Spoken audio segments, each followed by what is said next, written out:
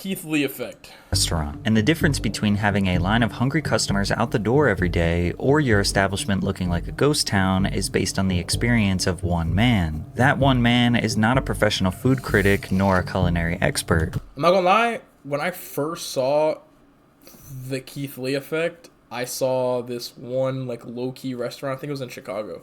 It was this like low-key pizza spot, or maybe it was like a sandwich shop, whatever. And he did the review, and then like literally like the same TikTok, it showed like the next day where like a whole line of people were outside, and the place had never saw business like that before. And then like Keith Lee was there, and they're like taking pictures with the owners and stuff, and I was just like, bro, that's insane. But I didn't know it was gonna grow like this. Like, this is crazy, bro, because the whole Atlanta like wants his head. Still small and won't like the NBA. Okay. But millions of people around the country treat his word like gospel. That is the Keith Lee effect. Keith Lee is either Batman or Joker when it comes to restaurant owners. But once you hear his story, you will understand why he has such a cult-like following. It's... Bro, I deadass didn't even know who the hell this was until I just randomly saw one of his TikToks on my For You page, bro. Deadass. much deeper than a guy who has decent taste buds. Keith Lee is a What is that? Wait, following. It's much deeper than a guy who... Was that an egg with a pancake around it? Is this Cracker Barrel syrup? Is this Cracker Barrel? Did he make a taco out of this? I'm glad that's one of the most genius things I've ever seen in my life, bro. I gotta respect this, bro. I have to respect this, bro. Turning a pancake, egg, and bacon into a taco is something that I am envious that I did not think of before. This is... Who has decent... I like this. ...taste buds. Keith Lee is a man who failed at the one thing he was actually good at. Then... I like how you said that, though. He failed at the one thing he was actually good at. I did not know he was a UFC fighter. At his darkest moment, he refused to give up and created a meteoric influence in an industry he had no business being in. Keith described himself as a very small child who felt the need to display his dominance to overcompensate for his short stature. His bad behavior led to him getting expelled from every school in the Detroit, Michigan. Where did he get that picture from, bro? Bro, this is my first phone, bro. I had a phone just like this. I don't think mine had a camera on it, but I had a phone just like this, bro. With the little... You like flip it up and then you start typing on them up, bro. An area before attending a charter school. You couldn't tell me shit when I had this phone. As a last resort, where he barely... I was the coolest nigga in school, bro. Even though other niggas had iPhones and shit, that phone really managed to graduate the 8th grade. So by the time I got to high school, I was a weed head, smoking every day. I'm talking about bad, like every day. My freshman year, I had a 0.6 GPA. What?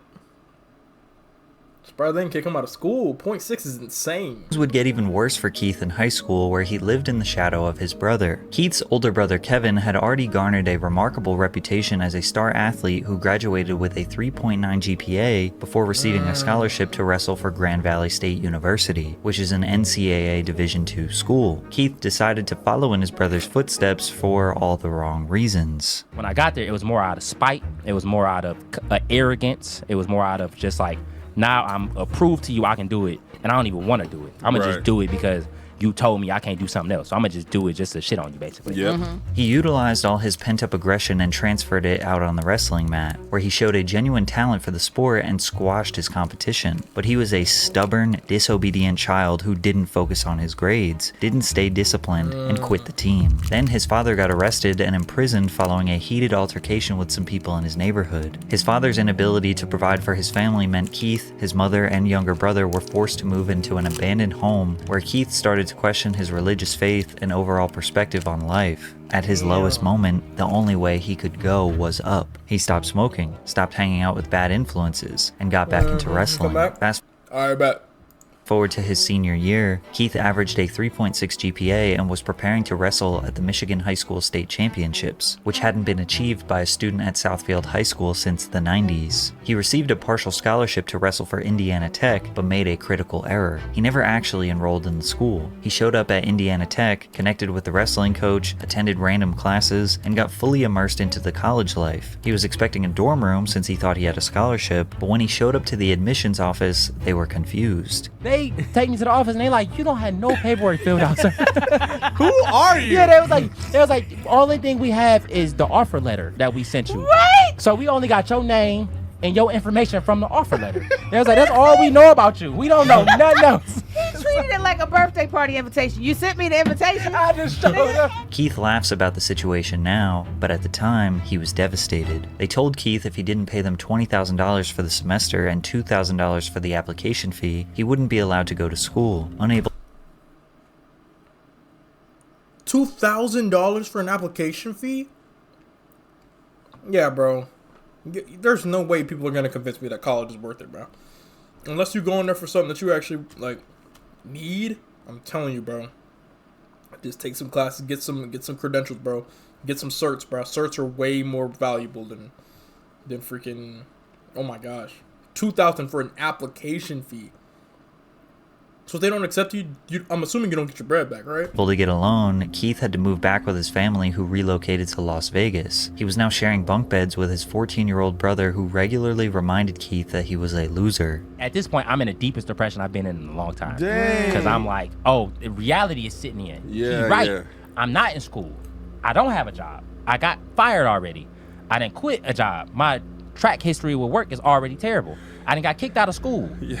I don't have no other offers. Right. Nothing in life is looking bright to me right now. Right. I don't have nothing going for me. Keith's older brother Kevin had recently secured a contract to fight in the UFC as Kevin the Motown Phenom Lee, and Kevin was a savage. At his peak, he held a 16-2 professional record and was toe-to-toe with legends like Tony Ferguson and Charles Oliveira. Damn. So he just like, damn, my brother doing it, I'm about to do it too. Kevin forced Keith to get into the gym with him, and on his first day, their coach Dewey Cooper realized the potential Keith had as an MMA fighter. Desperate for money and a purpose, Keith trained for a year straight and won his first 4 amateur fights. The Oh, okay. only 2 losses he had were by split decision, meaning he was a very promising prospect. However, he was earning next to nothing for these, $500, maybe $1,000 per fight. Keep in mind, this was over the course of 3 years. Okay, that's kind of crazy, bro. Fighting a nigga damn near to the death in a UFC octagon for $500 is wild, bro. What? So he was broke following a rotation of various low-end jobs. But luckily, he met his girlfriend, now wife, Ronnie, while working for ASICS. Keith credits Ronnie with being the anchor to keeping him grounded and focused on becoming the best version of himself. Following a submission victory against Leonardo Carvalho at Global Legion FC 13, Keith proposed to his girlfriend Ronnie and intentionally got her pregnant 2 days later. On the same day of the proposal, Keith's manager informed him that his victory against Carvalho earned him a 6-figure contract with Bellator. He won his very first Bellator bout against Sean Bunch. It took many years, but once he finally had a support system around him, wife, coaches, brother, he was able to crawl out of the repetitive cycle of depression and low ambition. Now with some free time and spare income, Keith signed up for TikTok. Keith's journey on TikTok started just like anyone else, participating in trends for no reason other than it seemed fun. From there, his uploads were just random things that pertained to his everyday life. He was getting maybe 50 views per video, but it seemed more like an outlet for him to have fun rather than start a business. But then the pandemic hit, the world shut down, and Keith needed to make something happen. I downloaded TikTok after I kept saying I wouldn't. Now I'm sick and tired of every video I post only getting 50 views. I'ma sit here with my dog and tip me and him get famous. In an attempt to garner more views, Keith began posting psychology facts videos. He gained a little bit of traction, but it didn't last long. He started to become desperate for virality. You wanna get famous? Follow these simple instructions. Download another app, cause this ain't the one. This ain't it, Chief. It ain't never gonna happen. Never. He would cash out people if they solved a riddle. He posted math problems for people to solve. Even though he looked defeated, he refused to give up. At this point, Keith was obsessed with the platform, posting daily, if not multiple times per day. He started featuring his wife Ronnie on his page after he went semi-viral talking about building a nursery for their expected baby. He then proceeded to document milestones throughout their pregnancy, many of which received thousands of views and ignited a dramatic shift in Keith's content. In September of 2020, Keith won his second fight against Vinicius Zani. Whatever they have in store for me, I'm always. Oh, so he's just going up. Like, the TikToks is getting views. He won a fight. He got the girl, he getting a kid, like everything looking good for Keith. Proud of him. That's good, bro. Here to fight. I'll fight as soon as my daughter's born. My daughter's born in 4 days. So as soon as she gets here, I'm ready to go again. He didn't lie. Just 1 week later, he and Ronnie welcomed their first child, Carter. From there, Keith's whole TikTok was dedicated to documenting him.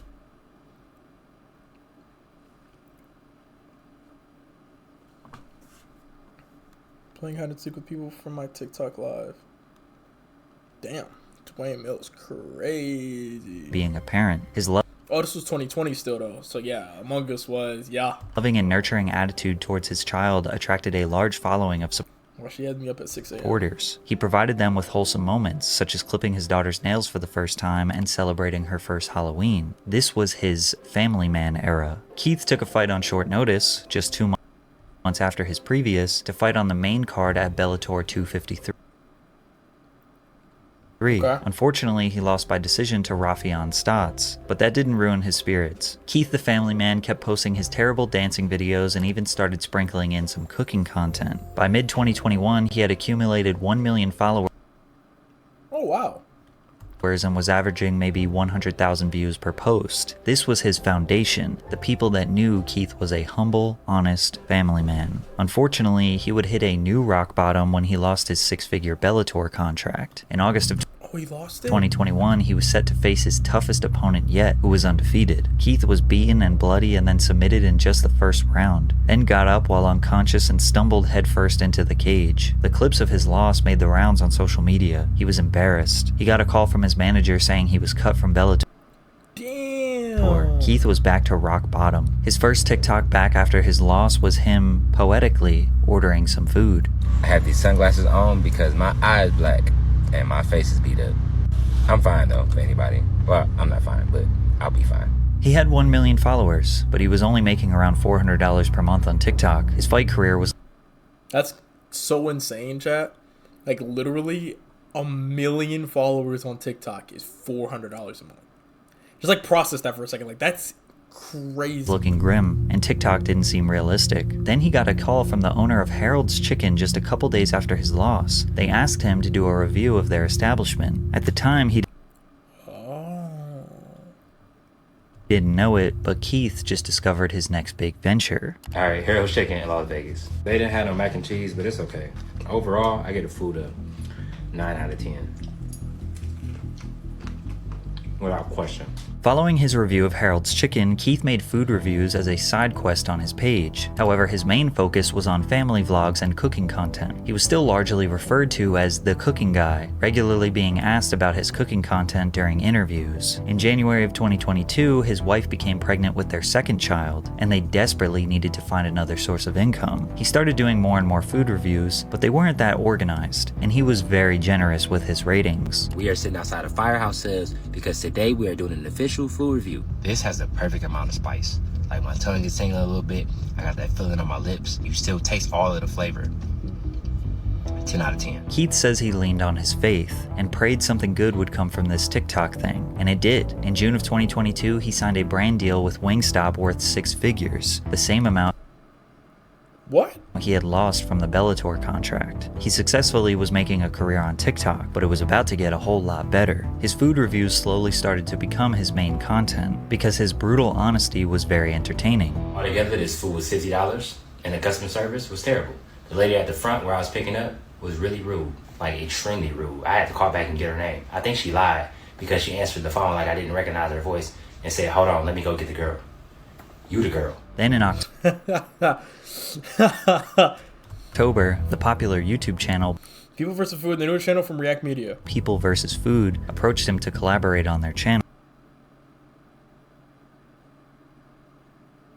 People vs. Food? What is this? And he accepted. This I've never seen one of these channel videos. has over 12 million YouTube subscribers, and he knew the exposure would help his TikTok career immensely. By the way, double check if you're subscribed to my channel. I asked my wife what I should post on my page. Patrick, why you just do that, bro? Why you do that, bro? Come on, bro. You know I'm stamped, bro. Don't do that, bro. I like the vid for you, though. Don't do that. Don't do that again, Pat. Don't do that again, bro. To make people not only come and watch, but actually follow. And we decided to post one full review every day. The first got like 11 million views.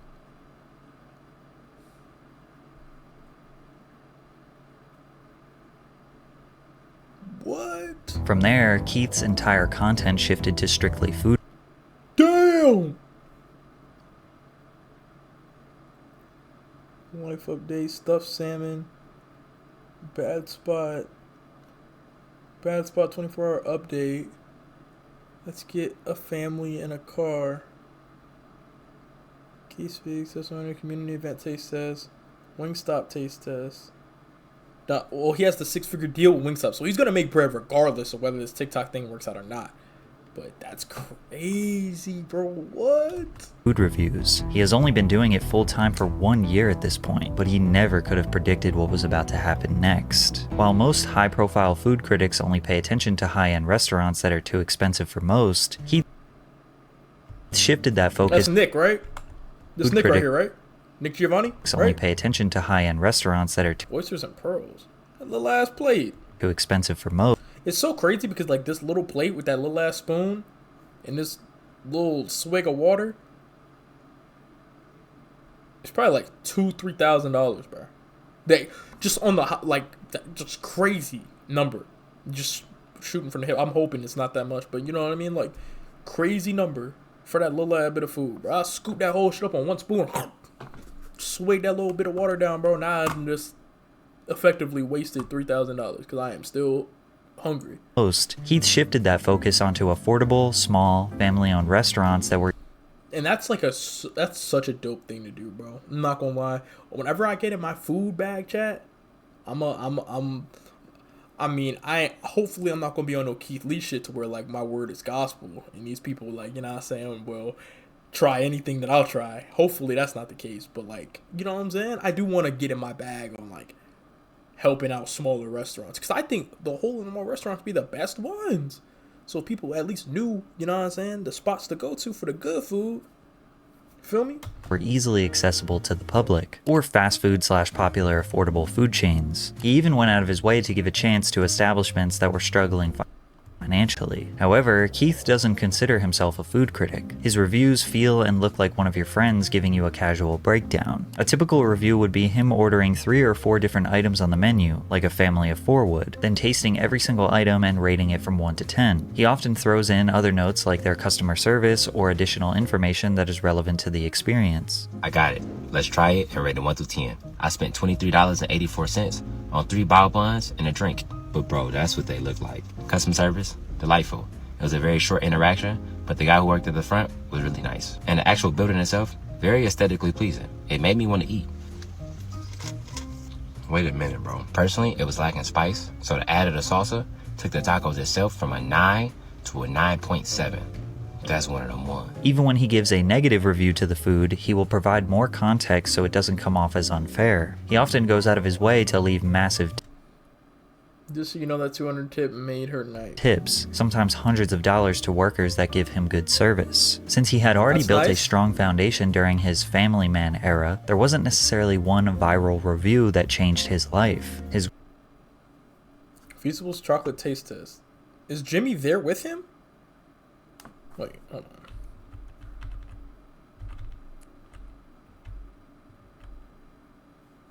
Oh, replying to Mr. Beast. Interesting.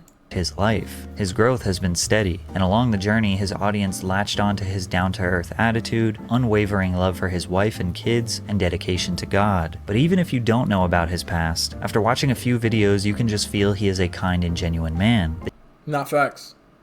They didn't care about Keith not being technically qualified nor having a depth of culinary knowledge. He thinks what sets him apart is his values. I stand on my integrity, I stand on my values, and I don't allow those to be wavered or to be shook no matter the amount of money, the opportunity, or the people I'm surrounded by. With nearly 10 million loyal followers, a full-time dedication to quality reviews of local or less popular restaurants, a phenomenon dubbed the Keith Lee effect would take over Las Vegas, then all over the USA. One of the first beneficiaries of the Keith Lee effect was a local food truck called 303. Okay, it wasn't the food truck. All right, so I didn't see the very first one. Hopefully, like the one that I'm thinking about is in this video, because I would know it if I saw it though. In the cut. I would know the video if I saw it. In November 2022, Keith's review blew up and garnered over 35 million TikTok views since its initial upload. Keith confirmed their cheesecake sandwich was a 10 out of 10, and the next night, crazy, bro. 303 had people waiting in line for over an hour, wrapped around the corner for their food. The owner said they doubled their income in one day, and it stayed that way for over a year. One Las Vegas pizzeria he reviewed, Frankincense, made headlines for attracting lines around the block because Keith gave their wings a 10, pizza a 9.8, and Oh, I seen this. Okay, this wasn't the first one I saw, but I seen this video. garlic knots a 9.2. However, it wasn't just the food. It was Keith's interaction with the owner, Frank, that made people want to support him even more. If I don't like the food, I gotta tell you, I'm not trying to be malicious. And he was like, I'm gonna be real with you too. I need help. Yeah, that hit me here. He said the food is delicious. He has great reviews on Yelp. The only bad reviews is that he don't close the time it says that he closed on Google. The time it says he closed on Google is 1 a.m. He was like, I literally can't afford to open that late because we don't get that much business. Frank, if you're watching this, I'm going to be completely honest. You are an amazing man from what I saw. I appreciated your time and I appreciated your conversation. Let's try this food. According to Frank, Frankincense had to hire 23 new team members in the 6 weeks following Keith's review and had guests from all over the world patiently waiting for over 3 hours for his pizza. Frank said he was thankful that Keith helped his business and the overall community at large in Las Vegas.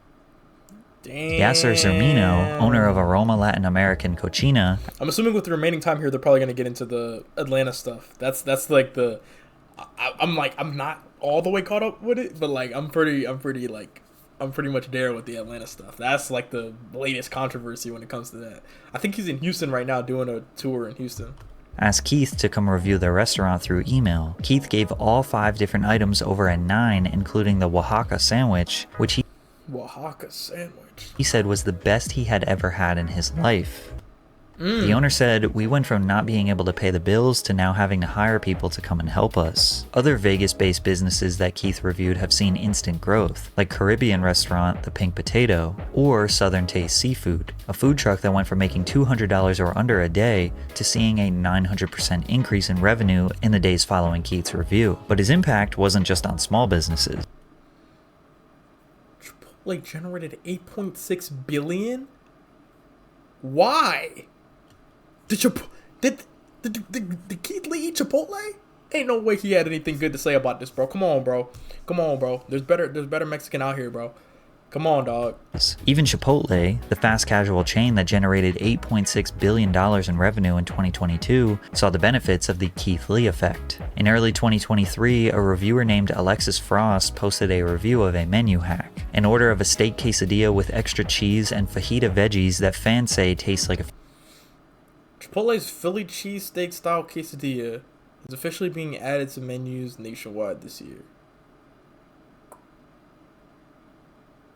Alright. Now I need to know what the Philly cheesesteak quesadilla hack is, because the hack would mean that there was probably a cheaper alternative for you to build this quesadilla, because now if they're actually officially adding it to the menu, that must mean that now they're probably going to raise the fucking price of it. And the hack probably isn't going to be worth it anymore. Right? Is that... Because if that's the case, then that's kind of shitty. I'm not going to lie. You should have just left it alone. Should have left it as a hack. Let people who know about it, and people who don't. You know what I'm saying? Personally. But, hey, that is what it is. Philly cheesesteak. Keith reviewed it and gave it a 9.8. Then chaos ensued. Chipotle workers all taking a toll on some workers. Protein and cheese only on quesadilla. No TikTok trends allowed. What? Chipotle being a Debbie Downer was scheduled backlash or hacklash, if you will. Since taking down, showed a Chipotle worker describing the worst shift of her life, having to make so many of these customized quesadillas. Damn. That's what I'm saying. Just do the fucking hack. Just get the, ingredients, and then they can just make it themselves, right? all over the country were overwhelmed with the tens of thousands of people coming in to order this hack. One employee said the worst shift of her life was servicing this trend. Another employee said a customer Please stop trying to get the cheesesteak hack. Brittany spelled cheesesteak, she's so upset. So please don't be like the guy who swung at me. Tried to swing on him, aka fight him, because he couldn't make the food. Managers started posting signs that say, protein and cheese on quesadilla only. Hey, you don't gotta worry about none of that with me, bro. That's all I need is my protein and my cheese, baby. Throw that goddamn chicken on that bitch. Throw that cheese on that motherfucker and give me that queso on the side. I will dip my shit in the motherfucking queso. That hot one, too. Oh, yeah, I need that. Chipotle realized the only way to solve this problem was by adding the hack as an option on their menu, dubbed the Keithadilla. Keith What? They called it the Keithadilla? quickly became well known all over Las Vegas. Their menu, dubbed the Keithadilla. Keith quickly became well known all Women don't owe you shit. It's a dope shirt. I fuck with that shirt. I want to buy this shirt. over Las Vegas. Once he partnered up with Mr. Beast to give Oh, he did partner up with Mr. Beast. $10,000 to a struggling business, he couldn't even go outside without being swarmed, so he dressed up in silly disguises to avoid being recognized. But his impact is not just in Vegas. Keith got to review a local Brooklyn bakery that he selected while being interviewed on Good Morning America. Okay, doing a review on the news is crazy. That's crazy, bro. While also donating $10,000 to that business. He continued to do press runs, being interviewed on talk shows around America, and of course, reviewing food. So now that we know how much positive impact Keith Living in the Keith Lee effect.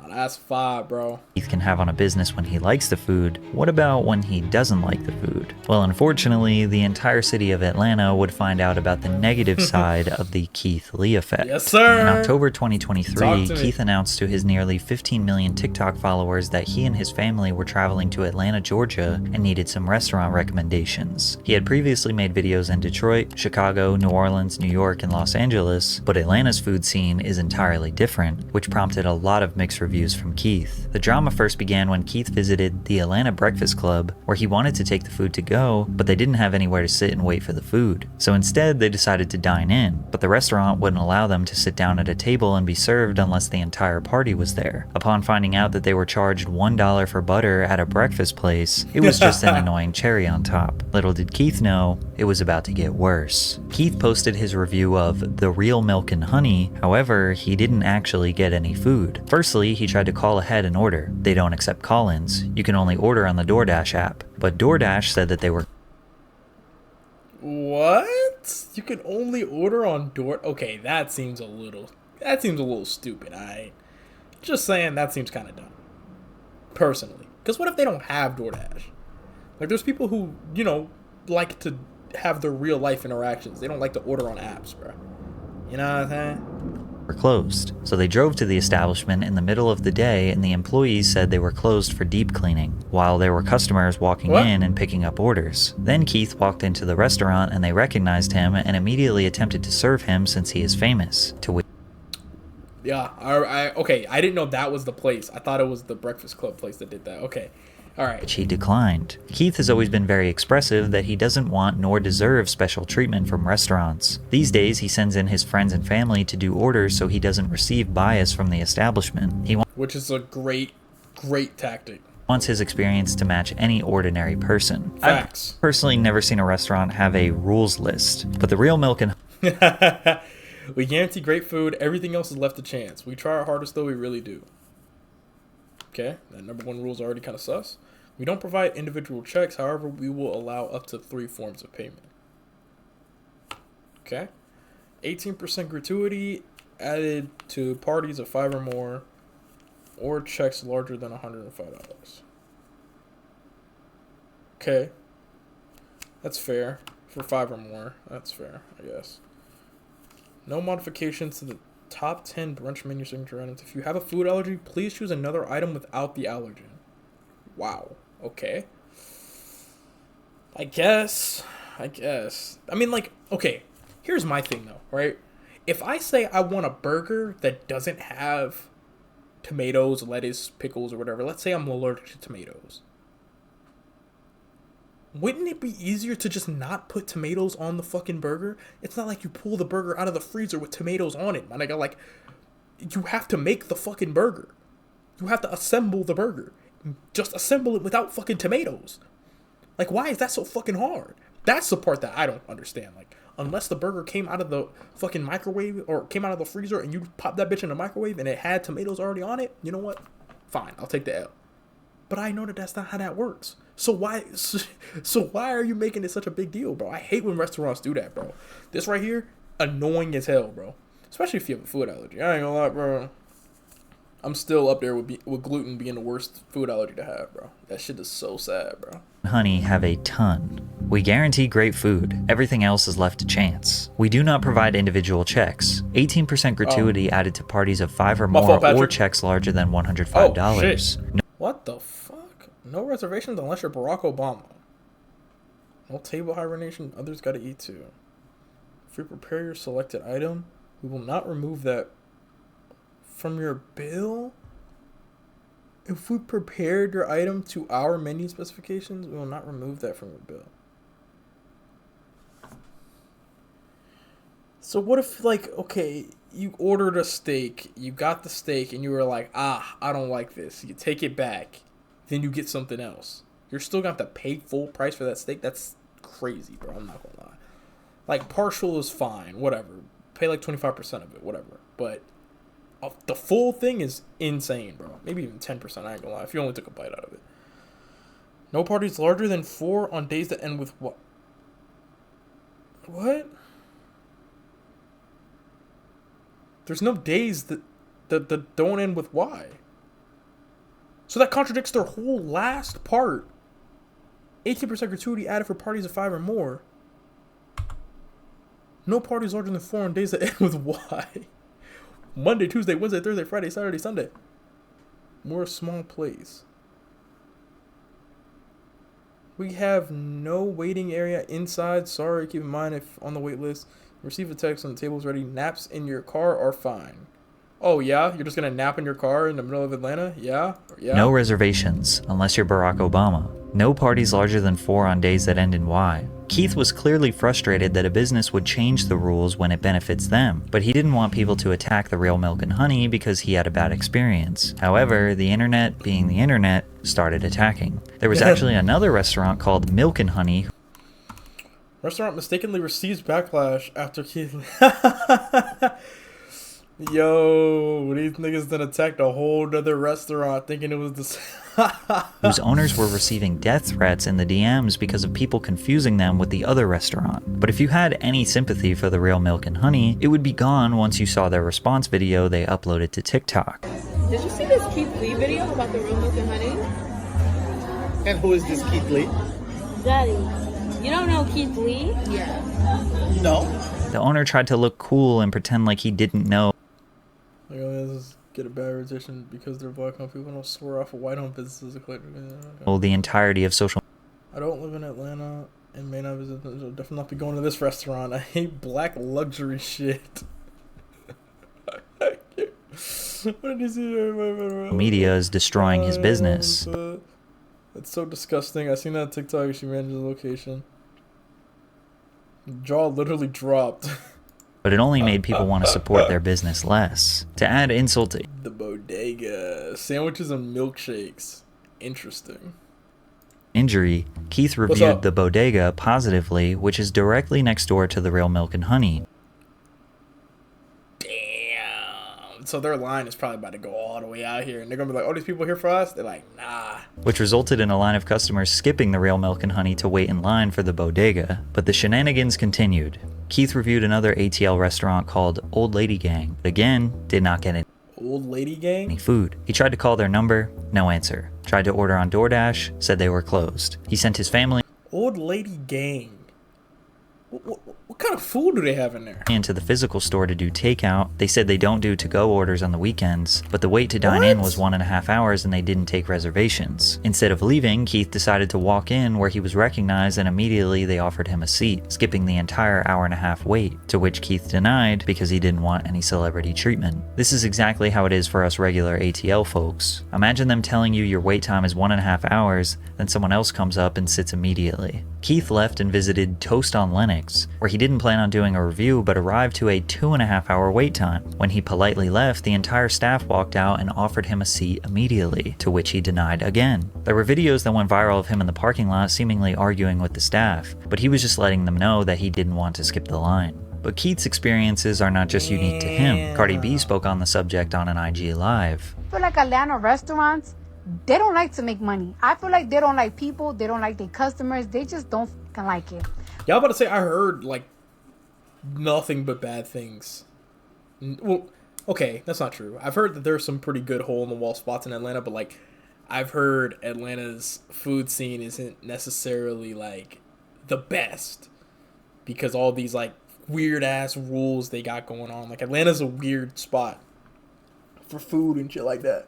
So look, hey, I'm gonna go on my tour, chat. Whenever I go on my road trip, bruh, across the southern United States, like I'm gonna hit some food spots, bro. I'm gonna be on my Keith Lee shit, bruh. We'll see by the end of that.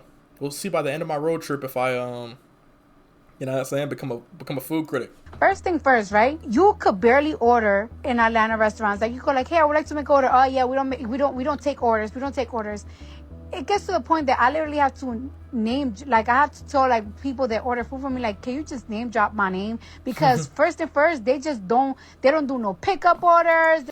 I like how like this chat is literally like just like some chat shit. Yeah, like she's talking about ATL restaurants. This nigga says Offset album fire. We getting cooked. Keith Lee cooking us. You talking about Dwight? They just don't do shit. And of course, we got some hilarious memes from this whole situation. You walk in. Let me show you how it's done. Hello, sir. How are you today? May I take your order? You talk like that. We talk like that. Because Keith Lee is in town, bro. That boy Keith Lee in Atlanta now. Hey, y'all little boozy at restaurants? Y'all better get on your goddamn Zoom now. Hey, milk and honey? See, that was how I get for giving me attitude when I told y'all my partner was just down the street parking the car. Although most people were understanding of Keith's frustration with these ATL businesses, others, like ex-football player Chad Ochocinco, thought he was trying to tear down black-owned businesses. I don't like the critiquing of our restaurants and having people and talking bad about our goddamn businesses and like, dude, you know how hard it is, and I get it, Ocho, for us to even get in the food industry. What are the qualifications of being a food critic?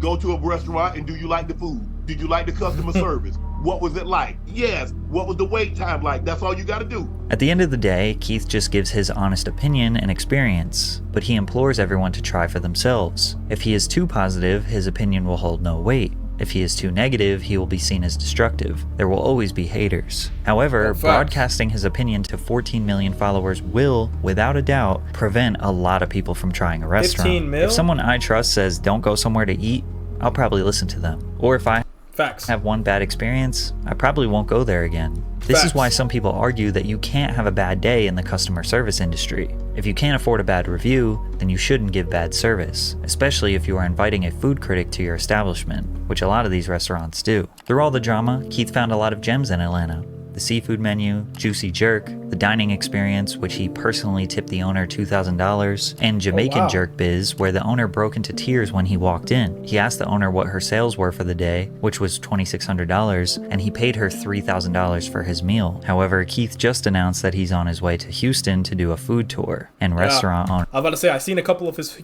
Houston videos already, bro. I ain't gonna lie, Hey, I ain't gonna lie, that Houston food looking kind of good. I ain't gonna catch it. I might have to slide the, Owners are trembling. In just 10 months of fame, Keith has helped experience, bodega taste test, Atlanta ice cream truck taste test, hundreds of businesses. Damn, 20 million is crazy. Oh, that's the controversy. Yeah. Raised tens of thousands of dollars for House Black on food truck raised $30K in less than 24 hours. What the fuck? charity. Damn. The taxes finna hit their ass like a truck. And continues to spread love and positivity during a time where we need it the most. Maybe from here he will start a food review show, or a cooking show, or maybe an app for restaurants all around the country that he recommends. That'd be kind of fire. I ain't gonna lie, that'd be kind of fire. An app, like, for his recommendations would be kind of fire. But then that's also kind of ego though, ain't it? Like, these the restaurants I say are good. Like, that's kind of ego. As he remains the positive and wholesome man social media knows and loves, they will support whatever endeavor he chooses. Finally, the internet made the right person famous. Facts. There's a lot of good people that the internet made famous, Chuck. Keith Lee is genius. Every time I see Keith Lee trending now, it's not even about Keith Lee and AEW. It's about fucking Keith Lee, the food critic. I find the news for the longest time, Keith himself on Bellator. I would never imagine he would end up being one These food influencer type guys. Not fact. Never seen a man with this much power in the food community since Gordon Ramsay. Yo, he hasn't done a Gordon Ramsay collab, has he? That'd be kind of tough. Like Keith Lee going to the Gordon Ramsay restaurant? I don't know where those restaurants are at, but like, that'd be kind of tough, bro. I ain't gonna cap.